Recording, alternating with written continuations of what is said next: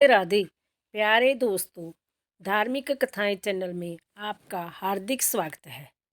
आज मैं अपनी वीडियो में पौष मास में पुत्रदा एकादशी के व्रत के बारे में बताने जा रही हूँ।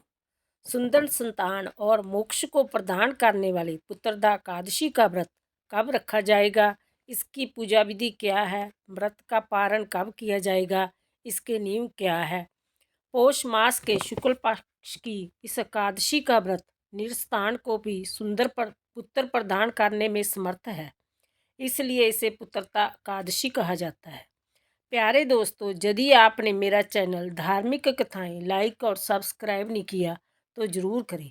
बेल आइकन दबाना ना भूलें ताकि आने वाली सभी वीडियोज की जानकारी आपको सबसे पहले हो सके। वीडियो को एंड तक ज़रूर सुने। सुनने के बाद कमेंट बॉक्स में राधे राधे लिखना ना भूलें। वीडियो को ज़्यादा से ज़्यादा शेयर करें। हर महीने में 2 एकादशी व्रत आते हैं, एक शुक्ल पक्ष की एकादशी, एक कृष्ण पक्ष एकादशी व्रत विष्णु भगवान को बहुत ही प्रिय है। पुत्रता एकादशी के दिन नारायण भगवान की पूजा की जाती है। इस संसार में पुत्रदा एकादशी के व्रत के समान कोई दूसरा व्रत नहीं है। पुत्रदा एकादशी का बहुत ही महत्व है। कहा जाता है कि यदि पुत्रता एकादशी को विधिपूर्वक किया जाए या योग्य संतान की प्राप्ति होती है और व्रत रखने से संतान की संकटों से रक्षा होती है। व्रत रखने वाले मनुष्य की संतान का दुर्भाग्य सौभाग्य से बदल जाता है और उसे हर क्षेत्र में सफलता प्राप्त होती है। पुत्र एकादशी 2 बारी आती है, एक पौष मास में और दूसरी सावन महीने में। पौष मास पुत्रदा एकादशी का व्रत 2 जनवरी 2023 को रखा जाएगा। पुत्रदा एकादशी 1 जनवरी 2023 शाम 7:11 पर शुरू होकर समाप्ति 2 जनवरी 2023 को रात्रि 8:23 पर होगी। इसलिए व्रत 2 जनवरी 2023 को ही रखा जाएगा। पुत्रदा एकादशी के व्रत का पारण का समय 3 जनवरी 2023 को सुबह 7:14 से 9:19 तक रहेगा। पुत्रदा एकादशी वाले दिन भगवान विष्णु और लक्ष्मी की पूजा करनी चाहिए, वो आपकी हर मनोकामना पूरी करेंगे।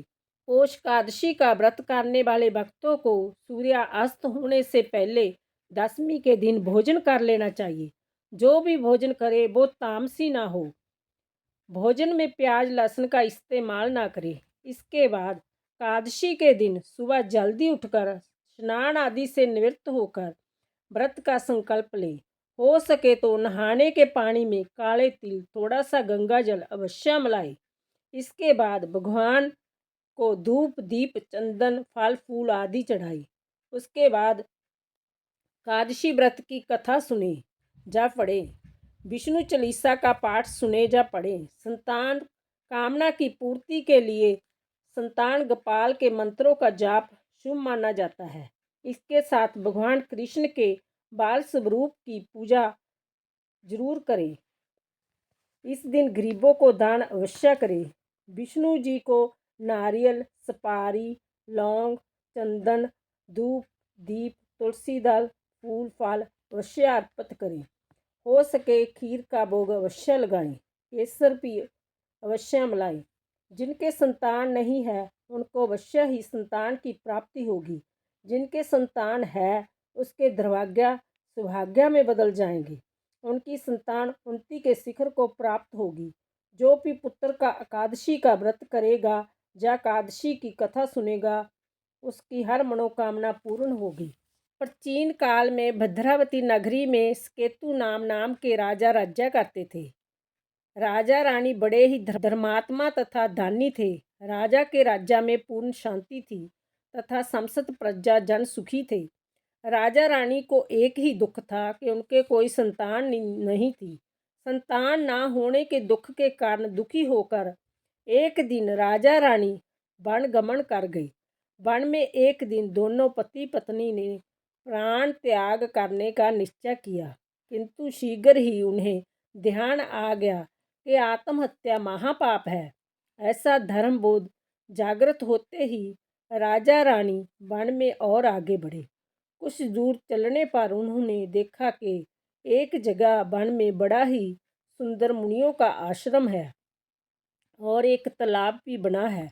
मुनियों के आश्रम के समीप पहुंचकर राजा रानी ने मुनियों को प्रणाम किया और वहीं बैठ गई। मुनियों ने देखा कि राजा रानी बहुत दुखी है। इस पर मुनियों ने अपने जोग बल से राजा रानी का दुख जान लिया और राजा से कहा, हे राजन, अब आप स्नान का कर भोजन करें। कल पुत्रता एकादशी है। अंतिम कल आप व्रत रखना तथा भगवान विष्णु की पूजा करना। इससे आपको एक संयोग्य तथा तपस्वी पुत्र प्राप्त होगा जो दसों दिशाओं में जस विस्तार करेगा। राजा ने मुनियों की कथा अनुसार ही किया। व्रत के वर्ष के बाद राजा रानी के एक अत्यंत सुंदर गुणवान पुत्र उत्पन्न हुआ। जय देखकर राजा रानी को बड़ी प्रसन्नता हुई। बोलो कृष्ण भगवान की जय।